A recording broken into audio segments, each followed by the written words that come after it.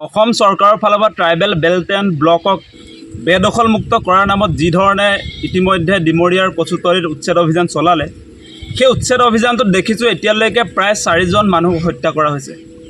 মানে হত্যা নকৰাকৈ উচ্ছেদ কৰিব নোৱাৰি নেকি? সেই প্ৰশ্ন আমি হিমন্ত বিশ্ব শৰ্মাক উত্থাপন কৰিব খুজিছোঁ।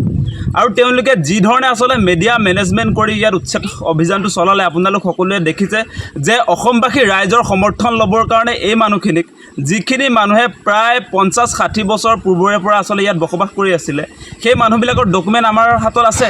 আজি হাইদৰ আলী সেই ল'ৰাজনক আজি আচলতে স্কুলৰ পৰা আহি থকা অৱস্থাত গুলীয়াই হত্যা কৰা হৈছে।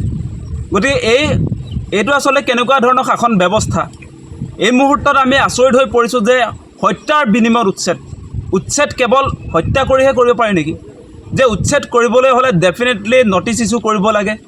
আৰু তেওঁলোকে আইন কানুনৰ কোনো ধৰণৰ তেওঁলোকে গাইডলাইন নামানি এতিয়া যি ধৰণে ট্ৰাইবেল বেল্ট এণ্ড ব্লকক আচলতে বেদখলমুক্ত কৰিবৰ কাৰণে যি ধৰণে উচ্ছেদ কৰিলে, সেই উচ্ছেদ আমি আচলতে কোনো কাৰণতে মানি ল'ব পৰা নাই এই মুহূৰ্তত। আপোনালোক সকলোৱে দেখিছে যে যোৱাকালি যি ধৰণে আচলতে অসম পুলিচে উচ্ছেদিত ৰাইজৰ ওপৰত গুলীচালনা কৰিছে, সেইটো অসমৰ ইতিহাসত আচলতে বিৰল। এনেকুৱা ঘটনা আমি দেখা নাই। স্কুলৰ পৰা আহি থকা সময়ত ই ৰিক্সা চালক আছিলে হাইদৰ আলীক গুলীয়াই হত্যা কৰা হৈছে। সেইটো আচলতে কেনেকুৱা ধৰণৰ শাসন ব্যৱস্থাৰ মাজেদি অসমখন আগুৱাই নিছে? আজি সাম্প্ৰদায়িক দৃষ্টিকোণেৰে গোটেই উচ্ছেদ অভিযানবিলাক চলাইছে, আমি নিশ্চয় দেখিছোঁ সকলোৱে। আপোনালোক সকলোৱে নিশ্চয় দেখিছে যে আমি ডিমৰীয়াত লক্ষ্য কৰিছোঁ যে ট্ৰাইবেল বেল্ট এণ্ড ব্লক আজি কেৱল আমাৰ মিয়া মুছলমান মানুহে দখল কৰি থকা নাই। সেই মানুহবিলাকে আজি মিয়া মুছলমানবিলাক বেদখলকাৰী বুলি যে কৈছে, তেওঁলোকৰ হাতত কিন্তু ম্যাদী পত্ৰও আছে। আজি তেওঁলোকে মাটি কাৰ পৰা ক্ৰয় কৰিছিলে? আজি যিবিলাক ইয়াত ট্ৰাইবেল মানুহ আছিলে তেওঁলোকৰ পৰাই মাটি ক্ৰয় কৰিছিলে। সেই ট্ৰাইবেল মানুহবিলাকেই তেওঁলোকক ইয়াত সংস্থাপন কৰাৰ ক্ষেত্ৰত তেওঁলোকৰো অৰিহণা আছে আৰু চৰকাৰৰ অৰিহণা আছে। আমি দেখিছোঁ চাৰ্কল অফিচৰ কাগজ পত্ৰ দেখিছোঁ। আমি দেখিবলৈ পাইছোঁ, আজি নিজে কচুতলিলৈ আহি দেখিছোঁ যে প্ৰায়বিলাক মানুহৰ হাতে হাতে কিন্তু খাজানাৰ ৰচিদ আছে। আজি ম্যাদী পত্ৰ আমি দেখিবলৈ পাইছোঁ। আৰু সেই মানুহবিলাকক মিডিয়াত কিন্তু এই চৰকাৰী উচ্ছেদ অভিযানত যিবিলাকৰ নেতৃত্বত এই উচ্ছেদ অভিযান চলাইছে, তেওঁলোকে দেখুৱাইছে এইবিলাক অবৈধ বাংলাদেশী। আজিতো আমি লক্ষ্য কৰিছোঁ যে ইয়াত প্ৰত্যেকৰে আচলতে NRCত নাম আছে তেওঁলোকৰ।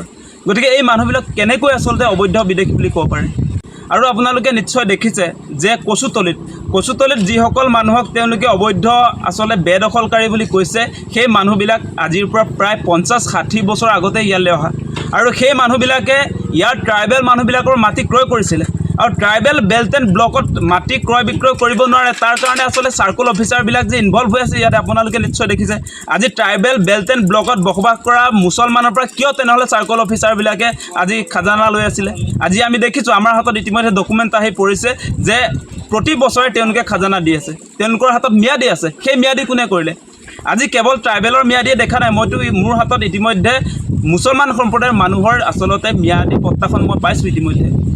আপোনালোকে নিশ্চয় লক্ষ্য কৰিছে 4জনকৈ মানুহক ইয়াত হত্যা কৰা হৈছে। আৰু হত্যা কৰা গৃহস্থক আজি খবৰ ল'বলৈ নিদিয়ে। আজি মেডিকেলত গৈ তেওঁলোকে নিজৰ যাক হেৰুওৱা মানুহেহে জানে তেওঁলোকৰ মৰ্ম বেদনা কি হৈছে হৃদয়ত। নিজৰ ঘৰ হেৰুৱাৰ বেদনা, নিজৰ ঘৰৰ মানুহক হত্যা কৰিছে পুলিচে। তাৰ পাছত আজিৰ দিনটোত আমাৰ এই যিবিলাক ভুক্তভোগী উচ্ছেদিত পৰিয়াল, তেওঁলোকৰ মানুহে আচলতে হত্যা হোৱা মানুহক খবৰ ল'ব নোৱাৰে। এইটো আচলতে আইন কানুন চলিছেনে নাই, নে অসমত মাফিয়া ৰাজ চলিছে? সেই প্ৰশ্ন আমি হিমন্ত বিশ্ব শৰ্মাক উত্থাপন কৰিছোঁ। লগতে আৰু এটা কথা উত্থাপন কৰিব খোজোঁ যে ট্ৰাইবেল বেল্ট এণ্ড ব্লক কেৱল এই মুছলমান সম্প্ৰদায়ে দখল কৰি থকা নাই। আমি দেখিছোঁ ডিমৰীয়াত এতিয়া শ বিঘাৰ মালিক অনা অসমীয়া ব্যৱসায়ী। আজি হিম্মত চিংকাৰ শ বিঘা ডিমৰীয়াত আছে। বিভিন্ন জেগাত আমি দেখিছোঁ সেইবিলাক দেখোন বাউণ্ডেৰী ৱাল মাৰি ধুনীয়াকৈ তেওঁলোকে তাত কৰ্পৰেট হাউচ ইতিমধ্যে নিৰ্মাণ কৰিছে।